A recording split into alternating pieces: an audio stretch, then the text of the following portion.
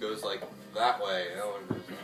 He's always rushed, I think. And maybe it's the elves. Who knows? you think the elves signed for him? They could.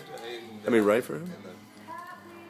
In his handwriting, you mean? No, just like in the presence of time, or the essence of time. Essence of the presence No, of I mean, why do you think he's rushed? Because it's messy under the tree? No, just because he's got a lot of stuff to do. No, I know, but were you commenting on the handwriting? Yeah. Yeah, that's what I was asking. He's always written like that. No, it's because he's not American. Oh. What's that? What's that, more clothes? Ooh, t-shirt. What kind?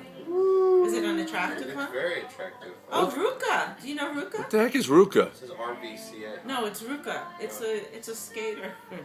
Skater brand? I don't have a skateboard. Brett's such a I skater, know, but as will we you know. wear that attractive shirt? I will. It looks very attractive. Right. Oh, from PacSun, where the skaters go. Oh, great. Brett the skater. I never knew that about him. Yeah.